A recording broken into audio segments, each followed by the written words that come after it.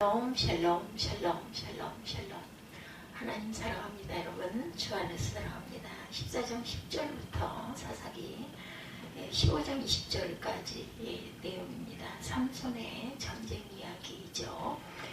삼손의 전쟁 1라운드 먹어서는 안 되는 술을 먹는 삼손.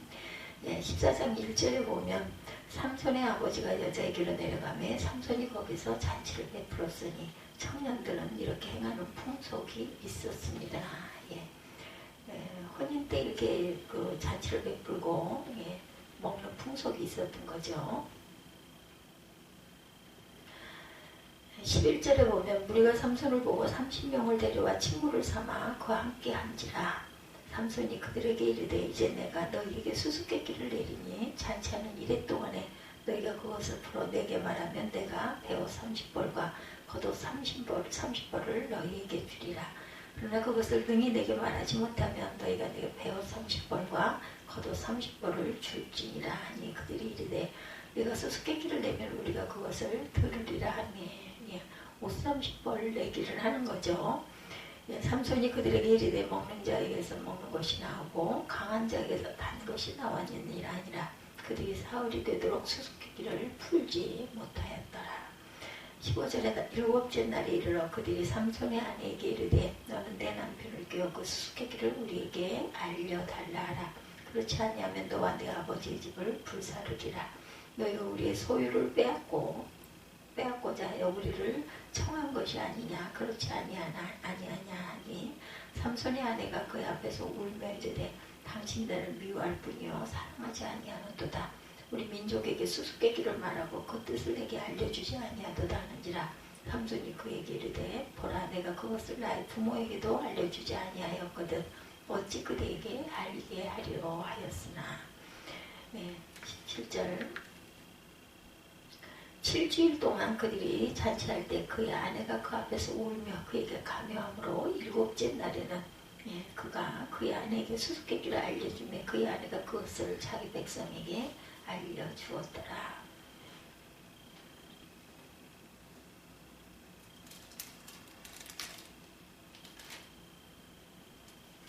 14장 17절 7일 동안 그들이 잔치할 때 7일 동안 그들이 잔치할 때 그의 아내가 그의 앞에서 울며 그에게 강요함으로 일곱째 날에는 그가 그의 아내에게 수수께끼를 알려주며 그의 아내가 그것을 자기 백성들에게 알려주었더라. 7일 동안이죠. 7일 동안. 일주일이죠. 7일이니까 그들이 잔치할 때 18절에 일곱째 날 해지기 전에 성읍 사람들이 삼손에게 이르되 무엇이 꿀보다 달겠으며 무엇이 사자보다 강하겠느냐 한지라. 삼손이 그들에게 이르되 너희가 내 암송아지로 밭갈지 아니하였다면 내 수수께끼를 등에 풀지 못하였으리라 하니라. 야훼 영이 삼손에게 갑자기 임하시매 삼손이 아스글론으로 내려와서 그 옷사람 30명을 쳐 죽이고 노력하여 수수께끼 푼 자들에게 옷을 주고 심히 노하여 그의 아버지의 집으로 올라갔고 삼손의 아내는 삼손의 친구였던 그의 친구에게 준바되었더라. 이제 삼손은 블레셋 여인과 결혼식을 하게 되죠. 결혼식을 하면서 잔치를 벌입니다. 그래서 삼손도 잔치를 벌이게 되죠. 풍습에 따라 잔치를 일주일 동안 계속해서 벌이죠. 일주일 동안 그들이 잔치할 때 그의 아내가 그 앞에서 울며 그에게 강요함으로 일곱째 날에는 그가 그의 아내에게 수수께끼를 알려주며 그의 아내가 그것을 자기 백성들에게 알려주었더라. 이렇게 나오죠. 17절에 7일 동안 일주일이죠. 그런데 이 연애는 술 마시는 파티였어요. 삼손이 술을 마시는 파티를 베풉니다. 나시린인 삼손은 포도주를 가까이 하면 안 되는 사람이었죠. 술을 마셔서 안 되는 나시린 삼손이 술잔치를 베풀고 같이 먹고 놀았다라는 것이죠. 그 이유를 성경은 이렇게 설명합니다. 10절 이하에 보면 삼손의 아버지가 여정에 내려가 삼손이 거기서 잔치를 베풀었으니 청년들을 이렇게 행하는 풍속이 있습니다. 우리가 삼손을 보고 30명을 데려와 친구를 삼아 그와 함께 앉으라. 삼손이 그들에게 이르되 이제 내가 너희에게 수수께끼를 내리니 잔치하는 이래 동안에 너희가 그것을 풀어내게 말하면 내가 배옷 30벌과 겉옷 30벌을 너에게 주리라. 그러나 그것을 능히 내게 말하지 못하면 너희가 내게 배옷 30벌과 겉옷 30벌을 줄지니라 하니 그들이 이르되 내가 수수께끼를 내면 우리가 그것을 들으리라 하네. 삼손이 그들에게 이르되 먹는 자에게서 먹는 것이 나오고 강한 자에게서 단 것이 나왔느니라 하니라. 그들이 사흘이 되도록 수수께끼를 풀지 못하였더라. 일곱째 날에 이르러 그들이 삼손의 아내에게 이르되 너는 내 남편을 깨우고 수수께끼를 우리에게 알려달라 하라. 그렇지 아니하면 너와 내 아버지의 집을 불사르리라. 너희가 우리의 소유를 빼앗고자 하여 우리를 청한 것이 아니냐. 그렇지 아니하니 삼손의 아내가 그의 앞에서 울며 이르되 당신이 나를 미워할 뿐이요 사랑하지 아니하는도다. 우리 민족에게 수수께끼를 말하고 그 뜻을 내게 알려주지 아니하는도다 하는지라. 삼손이 그에게 이르되 보라 내가 그것을 나의 부모에게도 알려주지 아니하였거든 어찌 그대에게 알게 하려 하였으나 7일 동안 그들이 잔치할 때 그의 아내가 그 앞에서 울며 그에게 강요함으로 일곱째 날에는 그가 그의 아내에게 수수께끼를 알려주매 그의 아내가 그것을 자기 백성들에게 알려주었더라.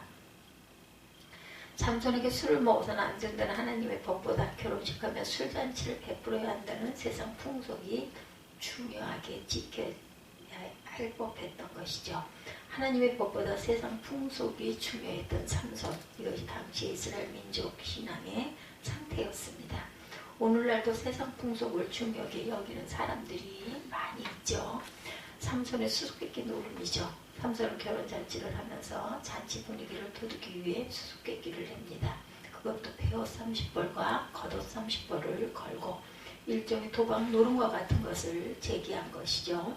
삼손이 수수께끼 노름에 내건 상금 배옷 30벌과 겉옷 30벌은 엄청난 금액이었어요. 그 시대 고대 사회에서 옷 한 벌은 엄청난 고가품입니다. 평생 옷 한 벌로 사는 시대가 고대 사회였어요. 그래서 신명기 24장 13절에는 아무리 빚을 많이 져서 담보물을 빼앗겼다 해도 옷만큼 해질 때에 돌려주어야 한다. 이런 규정이 있었습니다. 그럼 이것은 그냥 잔치에 흥을 돋구는 의미에서 수수께끼가 아니라 도박을 하자는 것이었어요. 블레셋을 골려먹자는 그런 그 음모가 그 삼손의 수수께끼 잔치 안에 있었던 거죠. 삼손은 내기에서 이길 자신이 있었기 때문에 그 제안을 하게 되고 블레셋 사람들은 또 자기들 이스라엘을 통치하는 자존심 때문에 이에 응하게 된 거죠. 문제가 먹는 자에게서 먹는 것이 나오고 강한 자에게서 강한 것이 나온다. 삼손의 수수께끼는 자기가 사자를 맨손으로 죽이고 사자의 시체에서 꿀을 먹은 경험에서 나온 문제 아무도 맞출 수가 없어요. 여기서 삼손의 태도에 문제가 있습니다. 그런 나시린으로 죽은 시체를 가까이 아니해야 한 몸인데도 불구하고 죽은 사자의 시체에서 꿀을 떠먹습니다. 그렇다면 그것을 부끄럽게 여겨야 할 것인데 그것을 전혀 심각하게 생각하지를 않아요. 오히려 그 사실을 도박의 소재로 삼아서 재미를 보자 이런 마음이었던 것이다. 불순종보다 더 심각한 현상은 불순종을 가볍게 여기는 마음이죠. 우리가 실수할 때 불순종할 수도 있어요. 그럴 때 그 불순종을 부끄럽게 여기고 얼른 회개해야 되죠. 오히려 불순종한 경험을 재료로 노름을 하고 있는 이런 내용입니다. 이것이야말로 하나님을 만유리 여기는 큰 죄악이기도 하죠. 삼손이 얼마나 영적으로 무감각한 상태였는지를 알 수 있는 부분이기도 하다. 이스라엘을 블레셋에서 구원할 사명을 지니고 태어난 블레셋 그 삼손이 블레셋 사람을 처갓집으로 삼고 술잔치를 벌이고 있고 수수께끼 노름을 하고 있으니 아주 한심하게도 보이죠. 15절에서 18절에 보면 일곱째 날에 이르러 이렇게 시작되죠. 삼손이 아내에게 이르되 너는 내 남편을 깨어 수수께끼를 우리에게 알려달라. 그렇지 아니하면 너와 내 아버지 집을 불사르리라. 이렇게 자신의 동료들이 얘기를 합니다. 삼손의 아내가 그 앞에서 울죠. 나를 미워하고 사랑하지 않는다. 그래서 일주일 동안 그들이 잔치할 때 그의 아내가 그 앞에서 울며 강요함으로 일곱째 날에 그가 그의 아내에게 수수께끼를 알려주매 그 아내가 그것을 자기 백성들에게 알려주죠. 그래서 결국은 그 노름에서 패하게 되죠. 16절에 삼손의 아내가 그의 앞에서 울며 가로되 당신 나를 미워할 뿐이요 사랑하지 아니하는도다. 이렇게 울며 불며 매달리니 사자를 맨손으로 찢어 죽이는 괴력을 가진 삼손도 한 여인의 눈물에 약해서 수수께끼의 답을 알려주고 마는 그런 내용이죠. 그래야 여자를 통해 답을 알게 된 블레셋 사람들은 수수께끼를 풀 마지막 날에 이르러 무엇이 꿀보다 달겠으며 무엇이 사자보다 강하겠느냐고 정답을 가져오고 삼손은 내기에서 집니다. 결국 블레셋을 이길 힘을 가진 삼손이었지만 그의 약점인 여자로 인하여 무너지고 말았다는 것이죠. 삼손은 천하무적에 강한 자였지만 약점 관리를 못했기 때문에 가장 약한 자가 되고 맙니다. 그러므로 우리 모두가 약점 관리를 잘해야 되겠다. 사탄은 우리의 약점을 희한하게 잘 알고 약점을 공격해 옵니다. 약점을 잘 관리하는 자가 참으로 강한 자, 승리자가 된다는 것이죠. 19절에 여호와 영이 임한 삼손의 내용. 여호와 영이 삼손에게 갑자기 임하시며 삼손이 아스글론에 내려가 그곳 사람 30명을 쳐 죽이고 노력하여 수수께끼 푼 자들에게 옷을 주고 심히 노하여 그의 아버지의 집으로 올라갔고, 삼손이 패배하는 이때 하나님의 영이 삼손에게 임하게 됩니다. 그래서 삼손은 옷 60벌 값을 블레셋 사람 30명을 죽이고 노력하여 돈을 만들어 약속한 옷값을 갚아주게 되죠. 블레셋 사람들 그 돈을 뺏어서 블레셋 사람에게 준 것이니 결국 블레셋도 소원해온 게임이 되고 말죠. 여기서 잘 이해가 되지 않는 점, 삼손은 홧김에 블레셋 사람을 죽이고 옷을 빼앗았다는 거죠. 일종의 강도의 짓을 합니다. 근데 이런 일이 야훼 영이 임해서 되었다라는 것, 어떻게 하나님은 삼손이 이런 정당하지 못한 일에 하나님의 영이 임할 수가 있을까? 쉽게 설명하면 하나님의 영이 임하였다고 삼손의 폭력이 정당하다는 말은 결코 아닙니다. 하나님은 삼손의 분노를 이용하여 하나님의 뜻을 이루어 나아가고 있는 것이죠.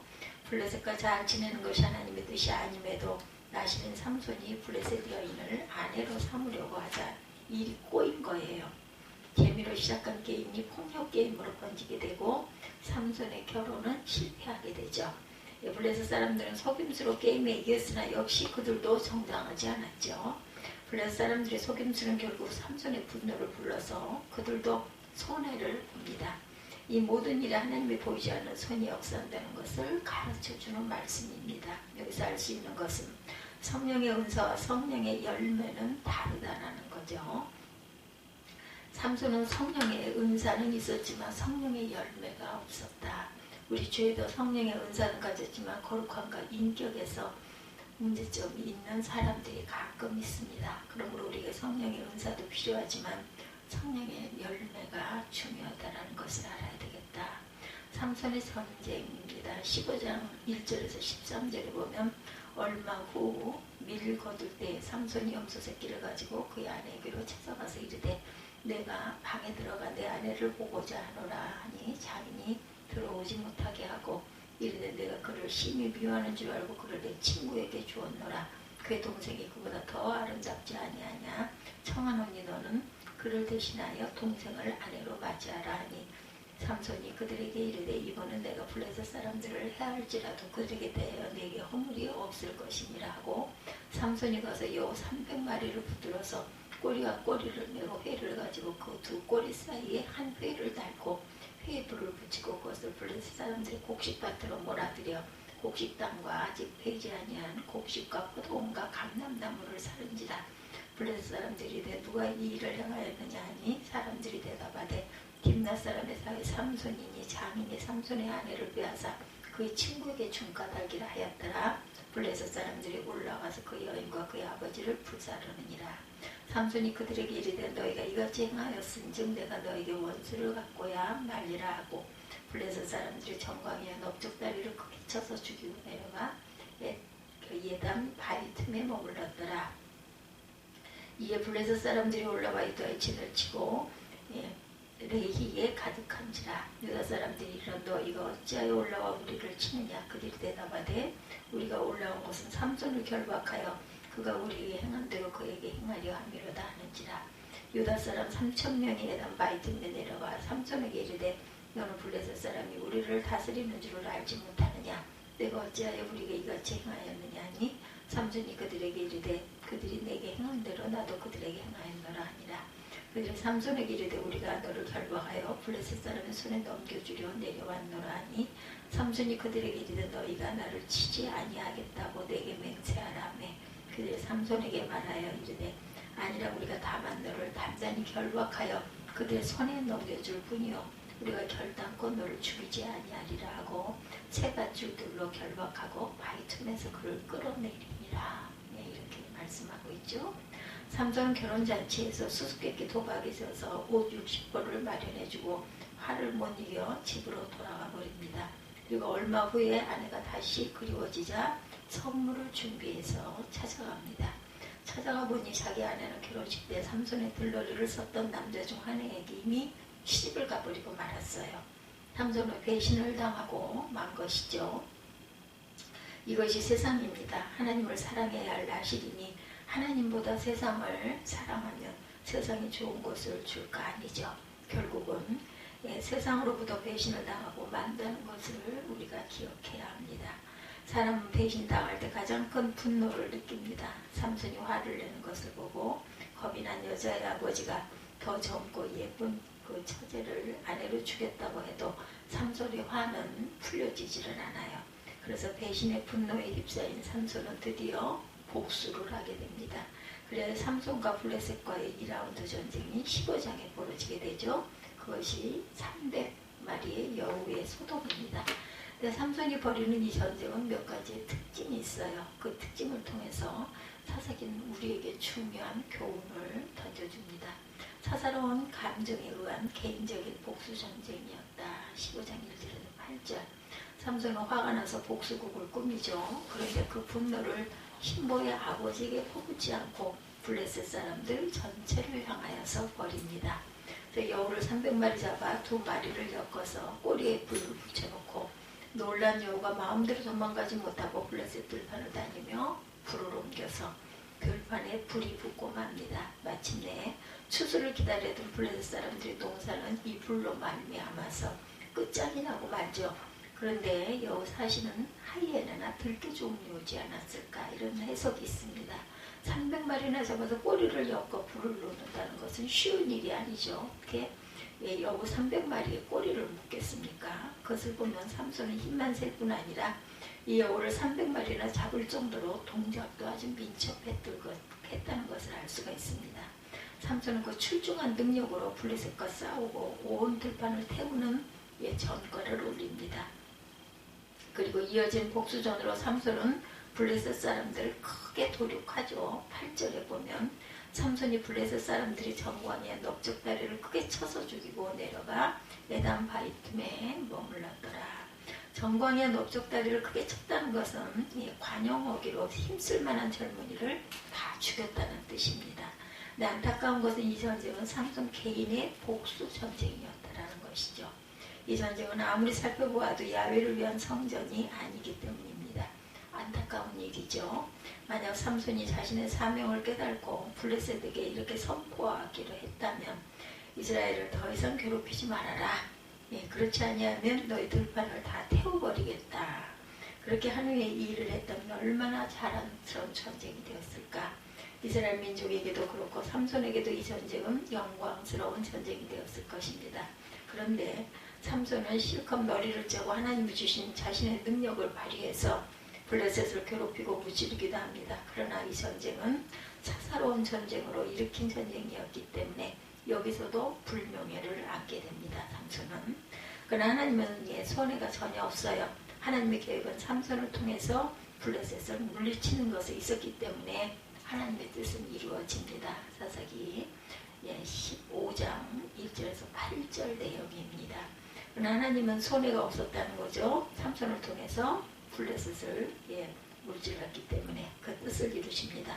삼손은 아내 빼앗긴 개인적인 복수를 이룬 것에 지나지 않았어요. 큰일을 하고도 큰일이 아닌 것이 되어버리죠. 이것이 바로 하나님의 뜻대로 살지 않는 자의 결과다. 하나님의 사명을 외면하자는 자의 결과입니다. 개인에게는 손해고 실패이지만 하나님에게는 손해가 전혀 없었다. 11조들 우리도 열심히 하죠. 안 하면 하나님께 손해는 전혀 없어요.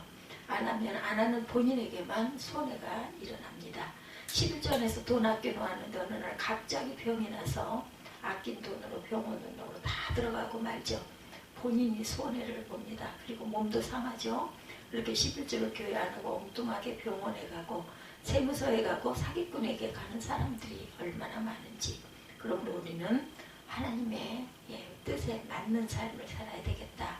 동족을 피해서 홀로 싸우는 고독한 전쟁이 됩니다. 15장 9절에서 15절 내용을 봅니다.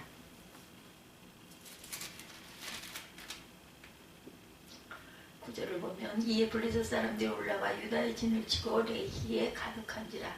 유다 사람들이 이르되 너희가 어찌하여 올라와서 우리를 치느냐. 그들이 대답하되 우리가 올라온 것은 삼손을 결박하여 그가 우리에게 행한 대로 그에게 행하려 함이로다 하는지라. 유다 사람 3,000명이 에담 바이틈에 내려가 삼손에게 이르되 너는 블레셋 사람이 우리를 다스리는 줄을 알지 못하느냐.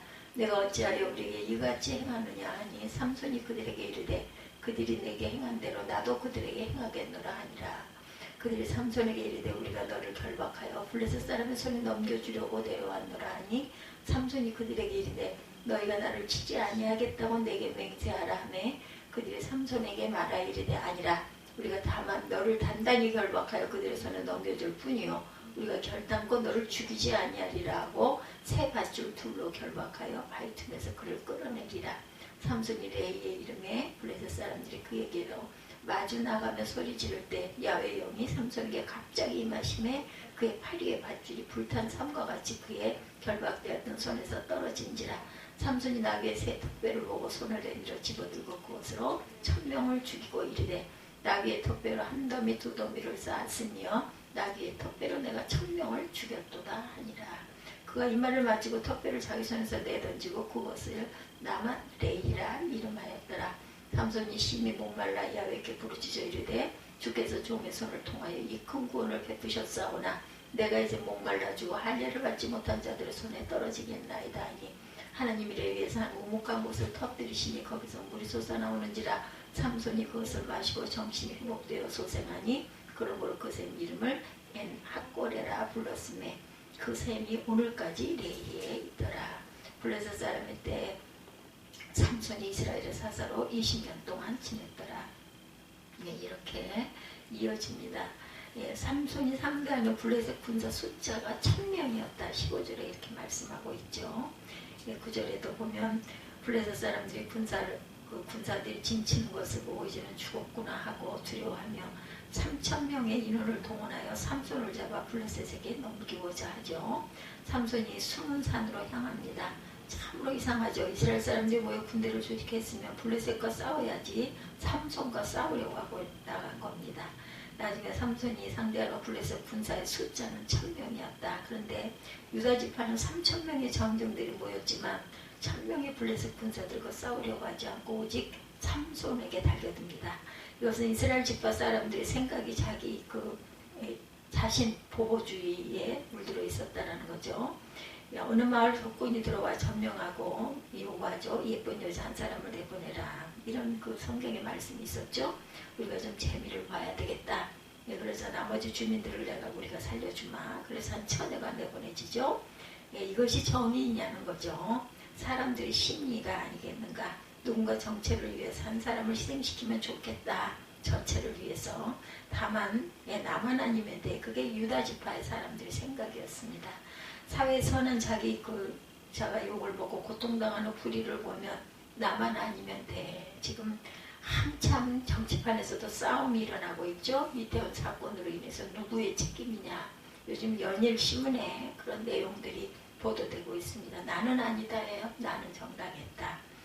침묵만 하고 아무 행동도 아니하면 그것도 큰 죄라는 거죠. 삼손을 체포하려고 유다 지파 3,000명, 삼손은 같은 동족과 차마 싸울 수가 없었어요. 그래서 순순히 잡힙니다. 그래 삼손이 유대인의 손에 결박된 채 블레셋에게 넘겨줄 때 블레셋 사람들이 삼손을 죽이고자 소리치며 달려들죠. 14절에 보면. 그러자 하나님의 영이 삼손에게 강력하게 임했다라고 증거가 되어 있습니다. 그래서 삼손을 결박했던 밧줄이 불탄 삼같이 끊어져 버립니다. 힘을 주자. 삼손의 힘으로 밧줄을 끄는 것이 아니라 야훼의 영이 임하여 성령의 힘으로 끊어진 거예요. 삼손은 나귀 턱뼈를 주워들고 신줄 귀몰한 솜씨로 블레셋 사람들 1000명을 죽이고 승리하게 되죠. 15절에 통쾌한 승리지만 성경을 읽는 독자는 아주 안타깝습니다. 삼손의 승리는 고독하게 혼자 블레셋과 싸운 전쟁이었습니다. 만약 삼손이 자신의 사명을 깨닫고 백성을 모아 조직하여 블레셋과 싸웠다면 얼마나 놀라운 승리를 가져왔을까. 기드온이 300명 군사로 미디안 대적을 물리치죠. 그것에 대비되는 것이 삼손의 300여호의 사건입니다. 삼손이 여호 300마리를 잡은 능력으로 기드온처럼 이스라엘 군사 300명을 조직했더라면 기드온보다 더 크고 놀라운 승리를 이루었을 것이다. 삼손의 안타까운 점은 언제나 고독하게 혼자 싸우고 혼자 놀았다라는 내용입니다. 하나님은 합력하여 선을 이루게 하시는 사람을 아주 좋아하죠.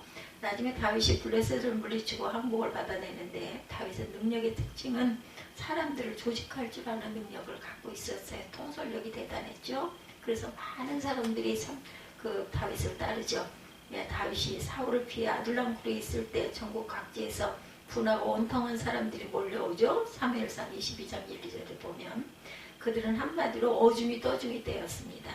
다윗은 그들을 훈련을 시켜서 조직하고 이스라엘을 다시 세우는 충신들로 만들어요. 그래서 나라의 왕이 됩니다. 그것이 다윗의 통솔력이고 장점이었어요. 유다 지파도 그렇죠. 3,000명을 불러 모았다면 삼손에게 가서 우리의 대장이 되어 주십시오 하고 삼손을 대장으로 모셔야 했을 거예요. 입단은 그렇게 해서 이스라엘을 구원하죠. 기껏 조작하고 힘을 모아 삼손을 붙잡아서 블레셋에게 넘겨주죠. 그것이 그들이 계속 블레셋을 이기지 못한 이유였다라는 거죠. 삼손의 그 전쟁 3라운드를 보면 15장 13절에서 20절이죠. 나귀 턱뼈로의 승리입니다. 삼손은 하나님의 능력으로 나귀 턱뼈로 블레셋 군사 1000명을 물리치는 감격스러운 대승을 거둡니다. 당시 철기 최첨단 무기로 무장했던 블레셋 군사들이 보잘것없는 무기인 나귀 턱뼈 앞에 형편없이 무너져 내리죠. 이 세상의 최고 첨단 그 수단도 하나님의 가장 보잘것없는 도구 앞에는 무력할 수밖에 없다는 거죠. 어땠어요? 다윗이 물맷돌 하나로 골리앗 장군을 이긴 사건도 하나님의 영이 함께 하셔서입니다. 대승을 거둔 삼손은 이렇게 승리를 노래합니다. 16절에 이르되 나귀 턱뼈로 한 더미 두 더미를 쌓았으며 나귀의 턱뼈로 내가 1000명을 죽였도다 하니라. 여기 뭐가 들어있어요? 내가가 들어있어요. 주어가 내가가 됩니다. 하나님이 하신 게 아니라 내가 했다. 이 노래에는 자신에게 능력을 주신 하나님에 대한 찬양도 감사도 없습니다. 그저 내가 이렇게 1000명을 죽였다. 자기 찬가입니다. 그는 자기 능력에 도취되어 있었던 거죠. 그럼 그에게 예기치 않은 일이 발생합니다. 18절 그 위에 보면 삼손이 심히 목이 말라 하나님을 목말라하지 않은 삼손이죠. 삼손이 처음으로 어떤 결핍을 느끼는 장면입니다. 단순한 목마름이 아니라 죽음에 이를 정도의 고통스러운 목마름이죠. 나귀 턱뼈를 가지고 1000명을 무찔렀으니 얼마나 목이 말랐겠어요. 삼손은 1000명을 물리친 영웅이지만 자신의 무력함을 깨닫게 됩니다. 그리고 하나님께 도움을 요청하는 기도를 하죠. 이 기도는 삼손이 처음으로 하는 기도. 18절 그 아래 보면 주께서 종의 손을 통하여 이 큰 구원을 베푸셨사오나 내가 이제 목말라 죽어 할례받지 못한 자들의 손에 떨어지겠나이다. 삼손은 자신의 부족함을 처음으로 깨닫고 하나님의 은혜로 주어진 승림을 기억하며 도움을 청했을 때 하나님이 우목한 것을 터지게 하니 우물이 나와서 삼손의 갈증을 풀고 죽음의 위기를 벗어날 수가 있었다. 19절에 증거하죠. 하나님을 위해서 한 우묵한 곳을 터뜨리시니 거기서 물이 솟아나오는지라 삼손이 그것을 마시고 정신이 회복되고 소생하니 그러므로 그 샘 이름을 엔하꼬레라 불렀으며 그 샘이 오늘까지 에이에 있었더라. 블레셋 사람의 때에 삼손이 이스라엘의 사사로 20년 동안 지냈더라.